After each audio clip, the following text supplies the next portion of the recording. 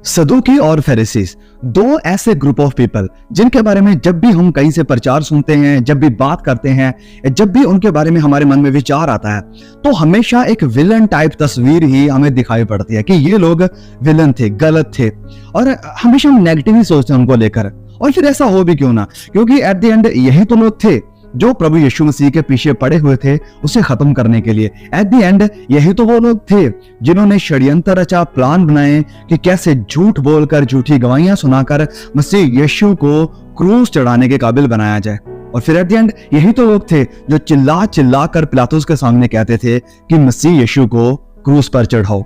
अब इस सब के बावजूद क्या फरीसियों और सदूकियों में कोई ऐसी बात थी जिन्हें हम अप्रिशिएट कर सकते हैं? क्या कुछ अच्छा भी था? तो जवाब है कि यस, बिल्कुल कुछ अच्छाइयां भी उनके अंदर हैं। और इसे मैं ही नहीं कह रहा हूं, वरन प्रभु यीशु मसीह ने भी उन्हें सर्टिफिकेट ऑफ अप्रूवल दिया। प्रभु यीशु मसीह ने भी उन्हें अप्रूव किया।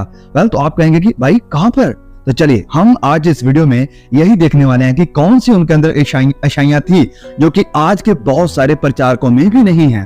तो उसे जानने से पहले मैं आपसे रिक्वेस्ट करूंगा कि अगर आपने चैनल को सब्सक्राइब नहीं किया हुआ प्लीज सब्सक्राइब जरूर करना है, साथ में बेल आइकन को दबा देना हर नए वीडियोस का नोटिफिकेशन पाने के लिए। ऑलराइट, सो चलिए आज के हमारे इस मैसेज को शुरू करते हैं।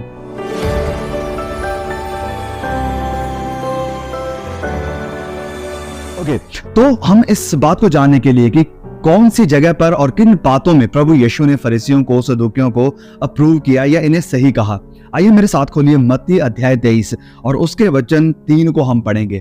मत्ती अध्याय 23 वचन 3, मैथ्यू चैप्टर 23 वर्स 3। यहाँ पर लिखा है, प्रभु यीशु कह रहे हैं। ओके, वचन 2 से शुरू करते हैं। फरीसी और शास्त्री और फरीसी मूसा की गद्दी पर बैठे हैं, मूसा की गद्दी पर बैठे हैं, इसलिए वह तुमसे जो कुछ कहें वह करना और मानना। जो कुछ वह तुमसे कहें उन बातों को तुम करना और मानना। इससे क्या साबित हो रहा है? इससे वेल ये साबित हो रहा है कि the doctrines were absolutely right, कि उनके जो सिद्धांत थे, उनकी जो शिक्षाएं थी वो एब्सोल्युटली परफेक्ट थी, राइट थी। क्योंकि जैसे लिखा है कि वो मूसा की गद्दी पर बैठे हुए, जो मूसा सिखा रहा है, जो मूसा ने कहा था वो सब कुछ वो सिखा रहे थे, एग्जैक्टली डिट्टो वो पूरी तरह से वही बातें सिखा रहे थे। उनकी जो डॉक्ट्रिन्स थी, वो सिद्धांत थे, वो बिल्कुल सही थे। प्रभु यीशु ने इसे अप्रूव किया। प्रभु यीशु ने क्या कहा कि जो कुछ भी ये सदूकी फरीसी तुम्हें सिखाते हैं, तुमसे कहते हैं, उसे करो, उसे मानो। प्रभु यीशु ने कहा कि तुम उसे करो, उसे मानो भी। तो अगर वो गलत होते, उनकी शिक्षाएं गुमराह करने वाली, झूठी होती, तो प्रभु यीशु मसीह उन्हें कभी ना कहते, या उन लोगों को जिन्हें वो प्रचार कर रहे थे उन्हें कभी ना कहते कि तुम उनकी शिक्षा को मत सुनना, उनकी शिक्षा को मत मानना।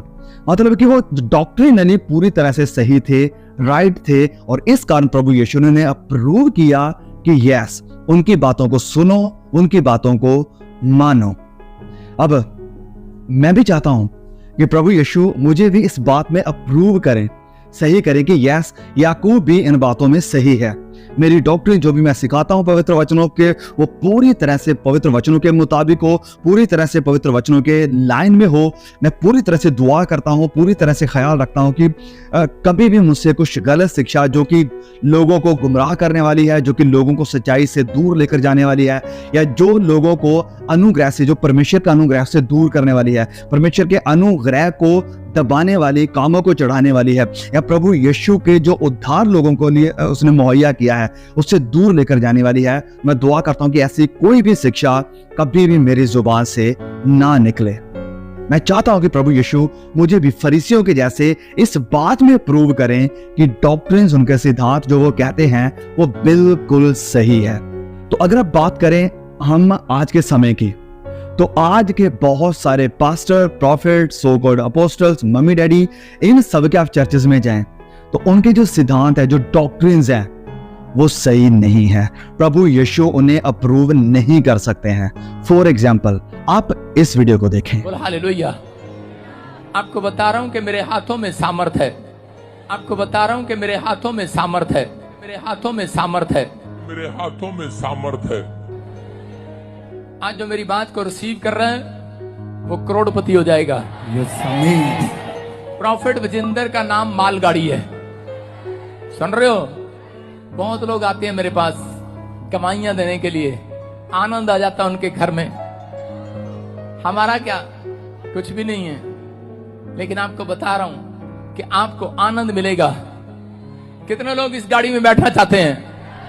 बैठना चाहते कि नहीं? यीशु मसीह ने अपने चेलों को कहा, आजा मेरी नाव में बैठ जा। उनको नहीं पता वो माल गाड़ी थी। हालेलुया। और वही किश्ती 153 मछलियों से भर गई थी। आप समझ रहे हैं? अपने पड़ोसी को बोलो कि मैं मालगाड़ी में बैठूंगा। अगर आपको विश्वास है, करा ये चर्च आपके लिए मालगाड़ी बनने वाली है। आमीन। ट्रेन में सफर नहीं करा रहा हूं आपको मैं।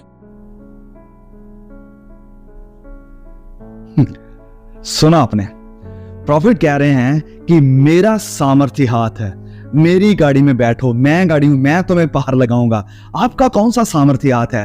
प्रभु यीशु कहाँ है? उसका अनुग्रह कहाँ है? उसका ब्लड कहाँ है जिसके द्वारा हमें खुदा अपने साथ में लाते हैं? कुछ भी नहीं है। तो डॉक्ट्रिनली आज बहुत से पास्टर्स हैं जो कि गलत हैं, सदूकी और फरीसियों से भी बदतर हैं। प्रभु यीशु उनके सिद्धांतों को भी कह नहीं सकते हैं कि यस वो सही हैं, उनकी बात को मानो, उनकी बातों को मानो और सुनो। प्रभु यीशु आज बहुत से प्रचारकों से फरीसियों की तरह नहीं कह सकते हैं कि उन्हें सुनो और उनकी मानो। क्यों नहीं कह सकते हैं? क्योंकि बिब्लिकली जो वचनों में कहा गया है वो उससे फिर चुके हैं। वचनों का वो आदर नहीं कर रहे हैं, वचनों का अपमान कर रहे हैं, वचनों को तोड़ के मरोड़ के जब वो लोगों के सामने रखते हैं। और तो ये सबसे पहली बात थी कि फरीसियों के अंदर ये एक अच्छी बात थी कि डॉक्ट्रिनली वो बिल्कुल सही थे। और आज बहुत से प्रचारक डॉक्ट्रिनली सिद्धांतों के ऊपर, बिब्लिकल सिद्धांतों को लेकर सही नहीं है। और मैं भी ये दुआ करता हूं कि प्रभु यीशु इस बात में, जैसे फरीसियों को उसने अप्रूव किया, मुझे भी इस बात में तो अप्रूव जरूर करें कि बिब्लिकल सिद्धांतों में मैं बिल्कुल सही हूं। ओके, तो दूसरी बात है, जब हम देखने को मिलता है, जब हम जाते हैं वचन 25 में, तो प्रभु यीशु यहाँ वचन 25 में क्या कहते हैं? हे कपटी शास्त्रियों और फरीसियों, तुम पर हाय, तुम कटोरे और थाली को ऊपर से तो मांजते हो, परंतु वह भीतर अंधेर और असंयम से भरे हुए हैं। तुम ऊपर से तो मांजते हो। कहने का क्या मतलब यहां पर? कि उनकी जो एक्सटर्नल लाइफ थी, जो बाहरी जिंदगी थी, वो सही थी।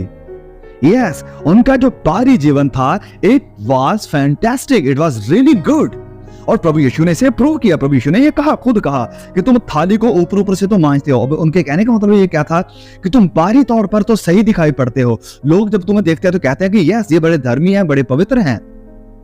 लेकिन अफसोस की बात यह है कि आज बहुत सारे मसीही अपने आप को क्रिश्चियन कहने वाले इन सदूकियों से फिर से बदतर हैं। अगर उनकी बाहरी जिंदगी को भी अगर आप देखते हैं तो उनकी बाहरी जिंदगी में क्रोध भरा पड़ा है, उनकी जिंदगी में पैसे की हेरा फेरियां हैं, बेईमानियां हैं, लोगों को ठगना है, चोरियां करना है, झूठ बोलना है, दूसरों को तुच्छ जानना है, दूसरों को नीचे गिराना है, अंदर नफरत भरी पड़ी है, गुस्सा आता है, बार बार किसी को गुस्से में गलत बोल देते हैं, क्रोध करते हैं। ये सब क्या है? बाहरी तौर पर भी वो सही नहीं है। यहां तक कि फरीसियों में ये बात तो एक सही थी कि उनकी जो एक्सटर्नल लाइफ थी वो सही थी, वो बाहरी तौर पर बिल्कुल सही थे, वो बाहरी तौर पर अपने को बिल्कुल सही रखते थे। वहां पर लिखा कि बाहरी तौर पर ऊपर से तो तुम मांजते हो बर्तन को, ऊपर से तो वो बिल्कुल सही दिखाई पड़ते थे। अब मैं आपसे पूछना चाहता हूं, how about your external life? आपकी जो बाहरी जिंदगी है वो कैसी है? क्या प्रभु यीशु आपकी बाहरी जिंदगी को प्रूव कर सकते हैं कि आप किस तरह के कपड़े पहनते हो, आप किस तरह का मेकअप करते हो, आप किस तरह से अपने आप को प्रेजेंट करते हो लोगों के सामने, आप किस तरह की जुबान बोलते हो लोगों के सामने, लोगों के साथ आप कैसा व्यवहार करते हो, लोगों को आप कैसे ट्रीट करते हो? क्या इन सब चीजों में ये जो बाहरी एक्सटर्नल चीजें हैं, क्या इन चीजों में प्रभु यीशु आपको प्रूव कर सकते हैं? क्या प्रभु यीशु आपको सिद्धांतों में सही बोल सकता है कि यस तुम सही हो, वचनों को पूरा सही सुना रहे हो? और दूसरी बात कि तुम्हारी जो बाहरी जिंदगी है, क्या बाहरी जिंदगी तुम्हारी ऐसी सही है कि प्रभु यीशु इसे अप्रूव कर दें? क्या हमारी बाहरी जिंदगी ऐसी है जिसे देखकर प्रभु यीशु कहें कि yes you are right there, तुम बिल्कुल सही हो? ओके, तो ये थी दो बहुत ही अच्छी बातें जो सदूकी फरीसियों में दिखाई पड़ती थी। पहली बात है कि वो बिब्लिकली उनके सिद्धांत जो थे बिल्कुल सही थे, बाहरी तौर पर वो बिल्कुल सही थे। नाउ प्रॉब्लम क्या थी कि दे वर सेटिस्फाइड विद दैट, कि ये जो लोग थे ये इन्हीं चीजों में सेटिस्फाइड, संतुष्ट हो चुके थे कि हम वचनों का सही सही प्रचार कर रहे हैं, हमारी जो बाहरी जिंदगी है वो लोगों के सामने बिल्कुल सही है, तो it is all fine, it is all nice, ये सब कुछ सही है, इससे आगे कुछ भी नहीं। और बहुत सारे लोग यहाँ पर सेटिस्फाई हो जाते हैं, बहुत सारे लोग सिर्फ यहीं पर सेटिस्फाई हो जाते हैं। बहुत सारे ऐसे लोग हैं जिनकी टेस्टिमनी लोगों के सामने बिल्कुल सही है, जो लोगों को बिल्कुल सही दिखाई पड़ते हैं, और फिर वचनों का भी बड़ा सही प्रचार करेंगे, सारे सिद्धांतों को बड़े सही प्रचार करेंगे, लेकिन जब बात आती है इंटरनल लाइफ की तो वहां पर चीजें गड़बड़ होना शुरू हो जाती हैं। जब बात आती है प्रभु यीशु जिस चीज को ध्यान में रखते हुए नई वाचा को रिप्रेजेंट या प्रेजेंट कर रहे हैं, वहां पर नई वाचा के हिसाब से जो इंटरनल लाइफ है, जो अंदरूनी जिंदगी है, जो आपका असल इंसान है, प्रभु यीशु उसे टारगेट करते हैं। जब उसकी बात आती है तो वहां पर सदूकी फरीसी फेल हो गए, और वहां पर आज कई मसीह भी फेल हो जा रहे हैं। प्रभु यीशु उनके बारे में क्या कहते हैं? वचन 33 में प्रभु यीशु ने कहते हैं कि ओके, हे सांपो, हे करैंतों के बच्चों, तुम नरक के दंड से कैसे बचोगे? तुम नरक के दंड से कैसे बचोगे? दैट मीन्स तुम्हारे सिद्धांत सही हैं, तुम्हारी बाहरी जिंदगी भी सही है, लेकिन अंदरूनी तौर पर इंटरनली आप गंदगी से, कड़वाहट से, दूसरों के प्रति नफरत से भरे पड़े हो। तो मैं तुमसे कहता हूं कि तुम सांप के बच्चे हो। सांप जो कि लोगों को मारना चाहता है, सांप जो कि हत्यारा है। यहाँ पर शैतान की बात हुई या शैतान को सांप रिप्रेजेंट कर रहा है। तो प्रभु यीशु कहते हैं कि शैतान जो कि घात करना चाहता है, विनाश करना चाहता है, मारना चाहता है, तुम्हारे अंदर भी ऐसे ही योजना है, ऐसे ही प्लान है। अब जानते हैं सदूकी फरीसी के अंदर क्या प्लान थे? वो प्रभु यीशु को घात कर देना चाहते थे, मार देना चाहते थे। और मैं आपसे पूछना चाहता हूं, और ये मेरे अपने आप के लिए भी सवाल है, कि क्या हमारी अंदरूनी जिंदगी भी उतनी ही शुद्ध है, उतनी ही पवित्र है, जितनी ये बाहरी तौर पर शुद्ध दिखाई पड़ती है लोगों को? जितना धर्मी हम बाहरी तौर पर दिखाई देते हैं लोगों को, क्या अंदर से भी हम उतना ही धर्मी या उतना ही शुद्ध दिखाई देते हैं उसको, जो हमें देखने वाला, हमें जज करने वाला और हमारे अनंत काल को डिसाइड करने वाला है? उसके सामने हमारी जिंदगी क्या है? क्या हमें लोगों की फिक्र है? क्योंकि लोगों के सामने मुझे धर्मी, अच्छा, पवित्र दिखाई देना है, लेकिन अंदर मैं क्या कर रहा हूं, मेरे विचारों में कितनी बुराइयां चल रही हैं, इसके बारे में कोई नहीं जानता, और इसकी कोई परवाह नहीं कि मैं अंदरूनी तौर पर अपने विचारों में क्या क्या सोचता रहूं। प्रभु यीशु हमें इसी चीज में परखना चाहते हैं, हमारी अंदरूनी जिंदगी में। क्या हम अपने विचारों में प्रभु यीशु को ये प्रूव करेंगे कि प्रभु, मेरे विचार में कभी कोई ऐसा ख्याल पैदा नहीं होगा जिससे तुम खुश नहीं होगे।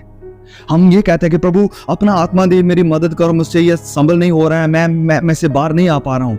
देखिए, यस, मैं इस बात को 100% मानता हूँ और कहता हूँ, सिखाता भी हूँ कि पवित्र आत्मा हमारा मददगार है, वो हमारी मदद करता है, लेकिन हमें फैसला लेना पड़ेगा। We have to decide. अगर हम सिर्फ इसी बात को लेकर ओके कोई बात नहीं, पवित्र आत्मा आएगा, वही मेरी मदद करेगा, मैं क्या करूं, मैं तो इंसान हूं, मैं तो गिर जा रहा हूं, नहीं, you need to stop there और ये कहें कि प्रभु यीशु मेरे साथ है, प्रभु यीशु के जैसे मुझे बनना है। और प्रभु यीशु ने भी साबित किया है, वचन में लिखा है कि वो हर एक काम में और बात में परखा गया जैसे हम परखे जाते हैं, लेकिन उसने कोई पाप नहीं किया। तो अगर प्रभु यीशु पवित्र था, मुझे भी उसकी तरह पवित्र बनना है। मैं भी फैसला करूंगा, मैं भी डिसाइड करूंगा प्रभु यीशु की तरह कि मैं परीक्षाओं के अधीन नहीं जाऊंगा, मैं परीक्षाओं को अपने ऊपर हैवी होने या जीत पाने नहीं दूंगा, मैं उनके ऊपर जयवंत बनूंगा। हमारी जो इंटरनल लाइफ है, जो अंदरूनी लाइफ है, प्रभु यीशु उसे देखना चाहते हैं कि हमारी जो अंदरूनी जिंदगी है, पर्सनल जिंदगी है, हम उसमें कैसे हैं, वहां पर हमारे क्या चल रहा है। आपको याद है अब्राहम और इसहाक के बारे में, जब परमेश्वर ने अब्राहम को बुलाया कि इसहाक को कुर्बान कर दे। Lord, take now your son and go to the land of Moriah and there offer him. No, सोच कर देखिए कि अब्राहम ने परमेश्वर को कब बात करी, कब अब्राहम से बात करी थी, कब उसे बुलाया था? वो रात का समय था। फिर इसीलिए तो आगे देखा है कि अब्राहम सुबह उठा और उसने इसहाक को लिया। तो रात को परमेश्वर ने अब्राहम से बात करी। अब इससे हमें क्या सीखने को मिलता है? रात को अकेले में परमेश्वर अब्राहम से बात कर रहा है, उसे कोई और सुनने वाला नहीं है। यहाँ तक कि इसहाक ने भी नहीं सुना था, उसकी वाइफ सारा ने भी नहीं सुना था, उसके जो आसपास के नौकर थे, जो काम करने वाले थे, उनमें से किसी ने नहीं सुना था। वो आवाज सिर्फ अब्राहम को ही सुनाई दे रही थी, सिर्फ उसे अकेले। अब अगर अब्राहम परमेश्वर की उस बात को, कमांड को ना मानता, उसे रिजेक्ट कर देता, तो किसी को कुछ भी पता नहीं चलता। कोई भी उसे जज करने वाला नहीं था कि ये तो अपने आप को बड़ा परमेश्वर का भक्त मानता है, बड़ा परमेश्वर के पीछे चलने वाला मानता है, लेकिन ये परमेश्वर की बात को नहीं मानता है, परमेश्वर की जो आज्ञा परमेश्वर ने दिया उसे मान नहीं रहा, परमेश्वर की जो आज्ञा उसे ठुकरा रहा है। नहीं, किसी को भी कोई पता नहीं चलता, क्योंकि परमेश्वर ने रात में उससे बात करी थी और उससे अकेले में बात करी थी, किसी और को नहीं पता था। यहां तक कि उसने अपनी वाइफ सारा से भी कंसल्ट नहीं किया, उसे भी नहीं पता चला। तो अगर अब्राहम डिसोबे करता, किसी को पता नहीं चलता, उसकी जो इमेज थी लोगों के सामने वो वैसे ही बरकरार रहती, लेकिन परमेश्वर के सामने उसकी जो इमेज थी वो बिगड़ जाती। तो मैं यहां पर कहने की क्या कोशिश कर रहा हूं कि वो परमेश्वर से प्यार करता था, उसे ये परवाह नहीं थी कि लोगों के सामने मेरी इमेज सही है और उसे बनने देता हूं, परमेश्वर की क्या बात है, कोई बात नहीं, परमेश्वर को मना लेंगे, परमेश्वर से माफी मांग लेंगे। नहीं, वो अंदरूनी तौर पर भी परमेश्वर के प्रति वफादार था और सीक्रेट में भी वो परमेश्वर की बात को मानने के लिए तैयार था। मैं आपसे पूछना चाहता हूं, क्या आप सीक्रेट में परमेश्वर की बात को मानने को तैयार हो? जब कोई आपको नहीं देख रहा है, जब कोई आपको नहीं सुन रहा है, क्या उस हालात में, उस प्राइवेसी में आप अब्राहम की तरह परमेश्वर के साथ वफादारी को दिखा सकते हैं? उस प्राइवेसी में आपके ख्याल, जिन्हें आपकी वाइफ भी नहीं पढ़ सकती है, आपका हस्बैंड भी नहीं जान सकता, आपके बच्चे भी नहीं जान सकते, आपके माँ बाप भी नहीं जान सकते हैं, सिर्फ 10% ही हैं जो कि आपकी बारी जिंदगी से देखकर वो जान सकते हैं, आपकी वाइफ या आपके हस्बैंड है, आपके बच्चे या आपके माँ बाप। लेकिन जो 90% आपकी लाइफ है वो पर्सनल है और उसे सिर्फ परमेश्वर ही जानते हैं। तो आपकी उस पर्सनल लाइफ में आपके ख्यालों में दिन प्रतिदिन क्या चलता है? क्या वो ऐसी बातें हैं जो परमेश्वर को महिमा देने वाली है? क्या आपकी इंटरनल लाइफ ऐसी हैं जो परमेश्वर को सही और शुद्ध और अप्रूव करने वाली दिखाई पड़ती हैं? ओके, हो सकता है परमेश्वर आपकी डॉक्ट्रिन्स, आपके सिद्धांतों, आपके वचनों को अप्रूव कर दे जो आप सिखा रहे हैं। हो सकता है परमेश्वर आपकी बाहरी जिंदगी को अप्रूव करे कि आप लोगों के सामने कैसे दिखाई पड़ रहे हैं। लेकिन जिस बात के लिए प्रभु यीशु ने सदूकी और फरीसियों को डांटा वो यही थी। इसी बात में प्रभु यीशु ने डांटा, क्योंकि प्रभु यीशु को एक्सटर्नल लाइफ से ज्यादा, यस वो भी मैंने रखते, जैसे मैंने कहा कि वो भी उनकी सही थी, प्रभु यीशु ने उसके लिए सही भी बोला उन्हें, लेकिन उनकी जो इंटरनल लाइफ थी, जो अंदरूनी जिंदगी, जो पर्सनल प्राइवेट जिंदगी थी, उसके लिए प्रभु यीशु ने उन्हें क्रिटिसाइज किया।